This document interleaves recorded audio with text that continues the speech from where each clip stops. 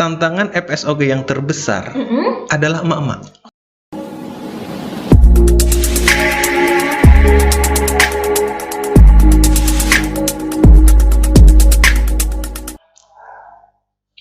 Bismillahirrahmanirrahim. Assalamualaikum warahmatullahi wabarakatuh. Alhamdulillahirrabbilalamin. Di hari yang cerah spesial ini bertemu lagi dengan saya Ukhti Eka Izati dalam acara Sebiru Robbani, sekilas bincang seru di lingkungan Robbani. Insyaallah pada hari ini saya akan memandu episode kedua dari Sebiru Robbani.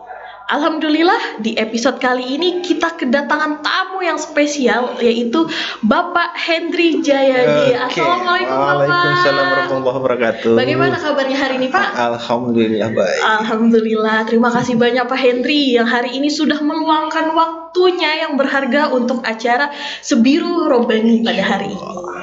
Alhamdulillah. Nah hari ini kita akan berbincang-bincang nih Pak di podcast Sebiru Robbani mengenai tentang komite sekolah. Bapak di sini sebagai ketua komite sekolah, atau kalau di Robbani kita sebut sebagai forum silaturahmi orang tua guru atau FSOG, betul Bapak? Iya. Alhamdulillah. Nah, kalau belum boleh tahu, Bapak menjabat sebagai ketua FSOG ini sudah berapa tahun? Sebenarnya saya ini dalam masa transisi. Oke. FSOG ini kan 2 tahun sekali kita mengadakan pemilihan. Oke. Ya, kebetulan ini masa terakhir saya. Oh begitu. Jadi ini tahun-tahun terakhir Bapak Hendri ya di FSOG. Sebenarnya saya sudah laporan pertanggungjawaban, tetapi ketua yang baru belum ada. Oh, gitu. Jadi ini sebagai ban serep aja ini. Berarti, tapi alhamdulillah masih Bapak menjalankan apa-apa yang harus dilakukan sebagai perwakilan dari FSOG ya. Karena dalam jeda sebelum ketua yang baru, sementara masih di tempat kita. Oke, baik. Nah, kalau nggak semua orang nih Pak tahu FSOG itu apa sih, komite sekolah itu apa? Boleh dijelaskan sedikit apa sih komite sekolah itu Pak? Begini, kalau di sekolah negeri kita lazim menyebutnya dengan komite. Iya, pasti betul. komite. Tetapi spesial di Robbani, ini benar-benar spesial loh. Di Robbani. Luar biasa ya di Robbani ini. Ya, di Robbani ini bukan komite namanya. Oke. Namanya kan Forum Silaturahmi Orang Tua dan Guru. Oke. Forum Silaturahmi Orang Tua dan Guru ini merupakan sebuah wadah perkumpulan orang tua, perwakilan orang tua, untuk menjembatani antara orang tua, sekolah, dan juga yayasan. Wah, yes. Ada 3 pihak di sini ya Pak? Iya, benar sekali. Sebenarnya ada satu pihak lagi. Apa itu Pak? Masyarakat di sekitarnya. Yes. Oke, berarti komite sekolah ini sebagai wadahnya orang tua, yayasan ataupun sekolah ya. Iya. Bila terjadi sesuatu, jadi FSOG ini yang memberikan solusi, betul. Sebenarnya bukan solusi. Yang kita berikan itu bukan solusi, tetapi kita sebagai jembatan untuk memufakatkan jalan tengahnya, mencari win-win solution. Tetapi di sini perlu saya tegaskan lagi, FSOG itu ada beberapa. Oke, apa aja itu Pak? Gini, FSOG itu ada tingkatannya. Pertama, FSOG kelas. Oke, FSOG kelas. FSOG kelas itu kalau di negeri sering dinamakan dengan paguyuban. Oke, paguyuban kelas. Tetapi kalau kita di sini FSOG kelas. Oke. Misalnya kelas 1A, 1B, 6A, 6B, itu FSOG kelas. Jenjang gitu ya Pak? Ada lagi. Beda lagi. Jenjangnya itu beda lagi. Ini kelas. Kemudian FSOG kelas itu yang pertama. Kumpulan daripada FSOG kelas itu FSOG jenjang. Oh gitu. Jadi kumpulan kelas 1A, B, C, dan D itu jenjang. Oke, betul. Nah, kemudian dari jenjang itu mengerucut lagi menjadi FSOG umum. Oke. Itu FSOG sekolah ya Pak? Iya, FSOG sekolah yang namanya komite sekolah. Sekali. Oke, berarti ada 3 jenjang. Ada 3 jenjang. Betul sekali. Oke, Menurut Pak Hendri nih, apa saja sih peran dari FSOG ini untuk memajukan sekolah robbani kita ini? Kalau ditanya peran, kita selalu aktif dalam setiap kegiatan, baik yang dilaksanakan oleh orang tua, dilaksanakan oleh sekolah, ataupun kita bekerja sama dengan yayasan atau dengan unit-unit yang lain. Oh gitu. Misalnya kita bekerja sama dengan TK, bekerja sama dengan PAUD, dengan SMP. Oke, berarti yang salah satu program FSOG yang baru itu yang seragam kakak kelas untuk adik kelas itu, betul? Tepat sekali. Luar biasa. Bukan hanya seragam, ingat. Apa sih? Kalau saya kemarin menyarankan, bukan hanya seragam. Apa itu? Buku juga. Wah, luar biasa sekali FSOG ini ya, sebagai wadah jembatan ya dari sekolah, orang tua dan yayasan. Luar biasa. Oke, selama Pak Hendri di FSOG nih, tantangan apa saja nih yang pernah Pak Hendri hadapi selama menghadapi sekolah, yayasan atau orang tua? Wah. Ini pengalaman pribadi. Ini pertanyaan berat sekali. Karena apa? Tantangan FSOG yang terbesar adalah emak-emak. Oke. Ibu-ibu ya. Dengan kekepoannya. Itu yang pertama. Oke. Emak-emak ini kalau pengen, biasalah emak-emak. Pengen itu apabila ada masalah diselesaikan cepat. Harus saat itu. Harus detik itu juga. Tetapi kita kan ada apa tatanannya. Kalau ada masalah di kelas, kita rangkum dulu di kelas. Kalau ada orang tua ke FSOG kelas dulu. Kalau nggak ketemu ke FSOG jenjang dulu. Kalau nggak ketemu juga pemecahannya baru ke FSOG umum. Emak-emak ini langsung 7-12 nggak mau dulu ya. Tetapi kita kadang-kadang ya seperti itulah suka dukanya. Luar biasa ya Pak, menghadapi emak-emak yang sangat peduli ya sama dengan anaknya. Luar biasa sekali. Oke. Kemudian kita tahu kan ya Pak, selama 2 tahun terakhir ini, apalagi kan saat Pak Hendri menjabat jadi ketua FSOG ini, kita lagi di masa pandemi. Betul sekali. Ya, bagaimana sih pendapat Pak Hendri untuk guru-guru atau orang tua ketika guru-guru memberikan pengajaran secara blended learning, kemudian lewat virtual, lewat GCR, itu bagaimana? Begini. Saya menanggapinya ada 2 sisi. Pertama dari sisi orang tua. Kedua dari sisi gurunya. Dari sisi orang tua, di sini saya kagum dengan teman-teman orang tua ini.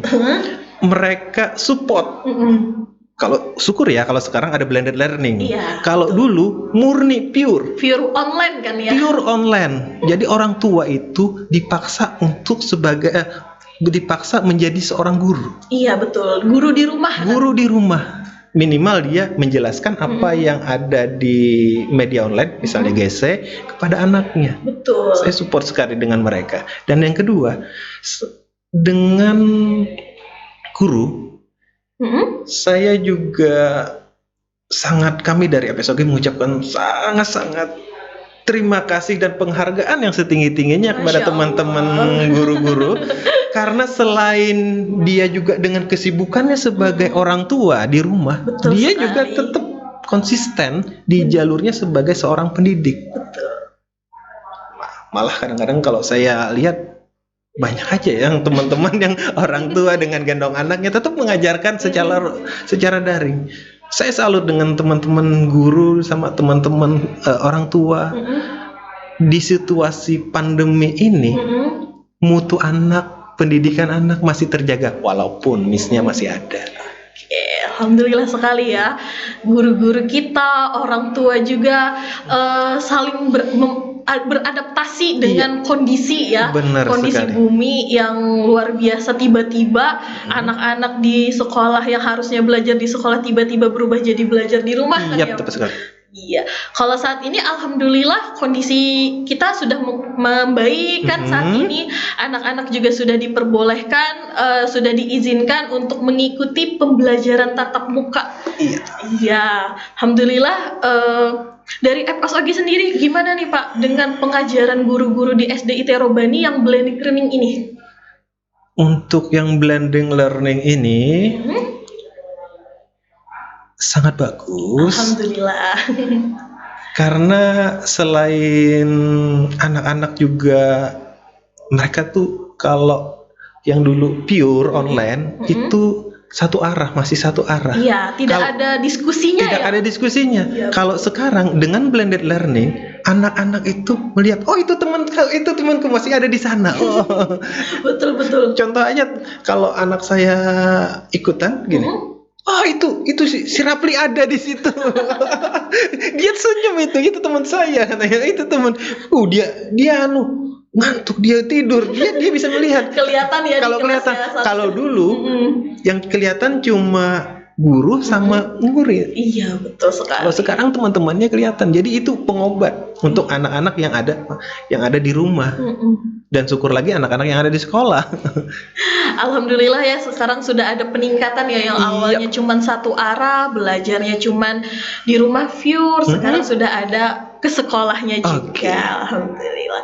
Nah, pertanyaan terakhir dari Ulen nih, dari Pak Henry, harapan apa saja sih untuk sekolah ataupun orang tua agar SDIT Robani Banjarbaru ini menjadi sekolah terbaik lah di lingkungan kita?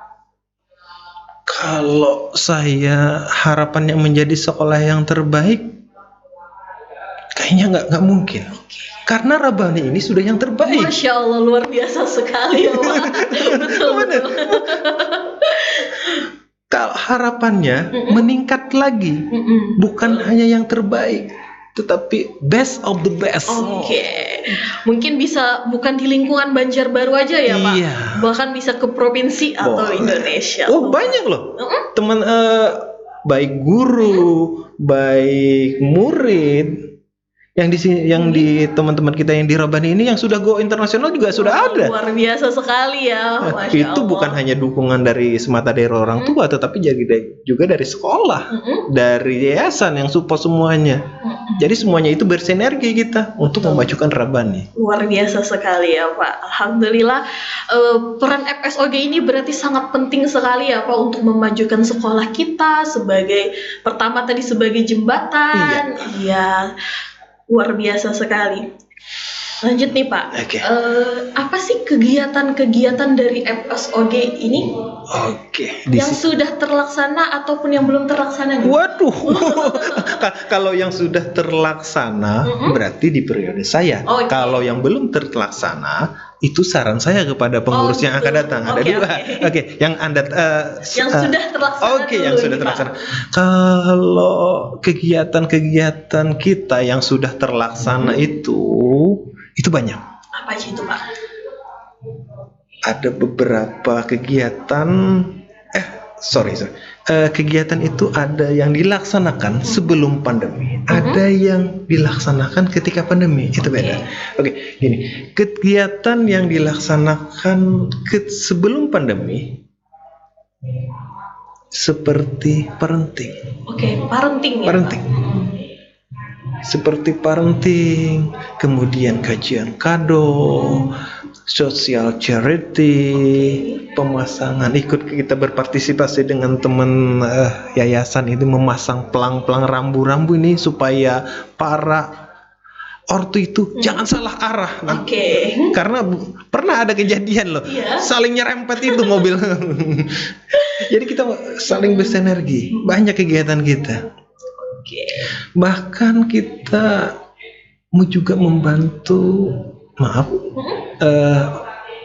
orang tua yang kematian. Luar biasa sekali ya FSOG ini ya Pak. Saya tertarik dengan social charity-nya tadi tuh Pak. Itu kegiatannya tuh apa saja sih Pak, bisa dijelaskan? Nah, kalau social charity itu kita berbagi. Kita mengharapkan FSOG ini ikut dalam kegiatan bakti sosial. Kemarin contohnya aja seperti yang banjir yang kemarin yang lagi besar-besarnya itu. Oh, yang waktu di Barabai itu ya, Pak. Terlalu jauh. Tetapi kan kita di daerah Martapura ini aja, Martapura Kabupaten Banjar sama Kota Banjarbaru. Kita berbagi. Teman-teman dengan didukung oleh FSOG memberikan ikut berpartisipasi membantu teman-teman orang tua ataupun warga Rabani yang terdampak banjir. Oh iya. Itu kemarin itu sampai ke Kecamatan Astambul, kemudian ke Gambut. Iya. Kena juga kemarin itu ya, Pak. Iya. Malah saya salut loh dengan teman-teman itu.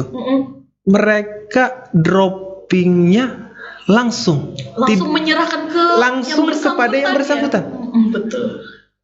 Malah mereka itu didukung sama teman-teman yang lain, langsung terobos banjir pakai mobil double garden yang tinggi itu, terobos langsung. Oke, luar malah biasa. Ada yang pakai jukung. Karena daerahnya sulit sekali untuk diakses kan, karena tidak bisa lagi dengan mobil, pakai jukung mereka. Luar biasa sekali ya, Pak. Oke, selain itu apa tadi? Selain social charity juga rambu-rambu lalu lintas. Kalau parenting ini bagaimana ya, Pak? Nah, parenting ini sebenarnya sesuatu yang diidamkan oleh teman-teman orang tua. Ketika sebelum pandemi itu merupakan ajang silaturahmi. Ajang silaturahmi para orang tua dengan guru. Nah, itu ajang silaturahmi mereka. Tetapi ketika pandemi kami tetap juga melaksanakan, tetapi secara daring via Zoom. Via Zoom. Memang sih kesannya setelah ya beda lah kata mereka. Nggak ada silaturahmi, beda feelnya, nggak ketemu feelnya. Jadi nggak bisa bincang-bincang antara ibu-ibunya. Iya. Oke. Kemudian rencana ke depan dari FSOG ini apa saja, Pak? Kalau rencana ke depan, saya kemarin menyusun beberapa rencana ke depan yang untuk teman-teman pengurus yang akan datang, yaitu untuk perampingan struktur. Oke, perampingan struktur dari FSOG sendiri. Sekarang ini FSOG ini hanya mengerucut di pimpinannya, jadi ketuanya aja. Oke, berarti hanya satu figur aja. Jadi kedepannya ini saya sarankan kepada teman-teman FSOG ini membentuk turunan di bawahnya itu beberapa divisi. Misalnya divisi keagamaan, divisi seni, divisi sosial, divisi untuk peningkatan sumber daya. Rencananya ada 3 divisi, keagamaan dan seni, peningkatan SDM, sama sosial. Oke, luar biasa sekali ya, Pak. Jadi setiap divisi itu nanti ke depannya akan punya program-program tersendiri. Benar sekali, dengan bekerja sama, masing-masing divisi tadi bekerja sama dengan FSOG kelas. Inputnya dari FSOG kelas dikumpul di divisi, kemudian dibikin kegiatan untuk seluruh. Saling membantu kemudian. Oke. Boleh disampaikan nggak, Pak Hendri? Apa sih nanti manfaat atau feedback ketika orang tua itu pengen jadi anggota FSOG? Misalnya wari murid. Feedbacknya, yang jelas terkenal. Dikepoin. Contohnya aja saya sebagai ketua, saya itu dikepoin orang tua, malah ada yang WA malam-malam, tengah malam ini WA. Bertanya apa itu? Bertanya, Pak, bagaimana Pak ini pelajarannya, Pak, bagaimana ini tentang seragam anak untuk yang hadir ini. Waduh, kata saya, sampai tengah malam. Luar biasa ibu-ibu. Iya, itu dia, famous dia. Famous jadi. Nggak bisa kita nyungsep sedikit tuh nggak bisa, selalu dicari, itu yang pertama. Yang kedua, menjadi tumpuan oleh para orang tua. Tetapi ketika ada masalah yang ini yang agak gimana gitu ya. Ketika ada masalah kita dicari. Ketika rame-rame kita juga dicari. Juga. Oke. Ada lagi selain dua itu tadi, Pak? Kemudian kalau dari itu yang santainya ya. Iya. Kalau yang dari enaknya, kalau kita kalau kita menjadi pengurus FSOG ini, selain yang dua itu tadi, kita itu dapat menjalin silaturahmi dengan seluruh orang tua. Wah, itu yang utamanya ya. Itu yang utama.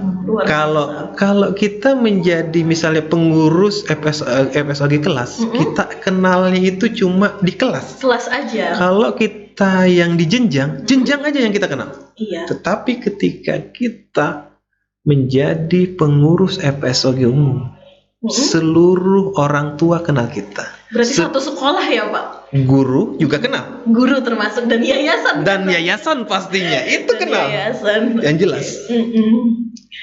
Oke, ada 3 manfaat tadi yang luar biasa yang bisa didapatkan oleh orang tua atau wali murid ketika berminat untuk jadi anggota FSOG tadi ya. Dan kepada teman-teman orang tua, jangan menganggap FSOG ini terlalu kaku. Oke. Kita jadikan FSOG ini sebagai ladang silaturahmi kita, ladang amal kita kepada teman-teman kita yang lain. Mungkin kalau ada orang tua yang sibuk bekerja kan ya, jadi ketika ada wali murid yang menjadi anggota FSOG bisa meluangkan waktunya membantu. Iya. Ya.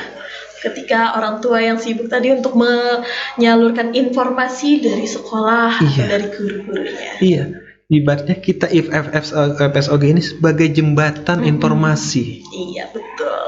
Oke. Terakhir, apa nih yang bisa Bapak sampaikan di pembelajaran ETM saat ini? Kita sudah memasuki tahap 2 ya di SDIT Robani. Yep. Tahap 2 apa aja yang bisa Bapak sampaikan untuk orang tua ataupun untuk sekolah di guru-guru di SDIT Robani?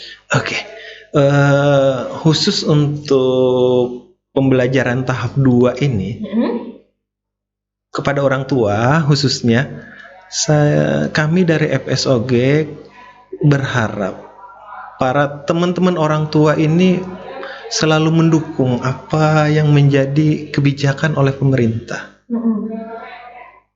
Mari kita bersinergi dengan sekolah, dengan yayasan, dengan pemerintah, supaya kegiatan pembelajaran kita ini dapat terlaksana dengan baik. Selain itu juga kami mohon kepada teman-teman orang tua untuk mengajarkan dan mendisiplinkan anak untuk mengikuti protokol kesehatan. Baik, betul. Itu intinya. Kalau pelajaran itu seperti biasa, normatif. Tetapi orang tua ini yang saya sering pesankan kepada teman-teman orang tua, protokol kesehatan tetap dilaksanakan. Selain di sekolah guru mengingatkan juga kan, tepat ya, Pak? Sekali. Orang tua juga harus berperan mengingatkan kembali ke anak-anak di rumah. Iya, karena di sekolah itu waktunya kan cuma beberapa jam, tetapi yang orang tua di rumah itu yang paling banyak. Jadi kembali kepada orang tua. Jangan ibaratnya mohon maaf ya, jangan melempar semuanya kepada teman-teman di pendidik ini. Tetapi kembalikan juga kepada kita. Iya, betul sekali. Oke, alhamdulillah Pak. Nah, terima kasih sekali nih Pak Henry sudah meluangkan waktunya untuk berhadir di acara podcast Sebiru Robani pada hari ini.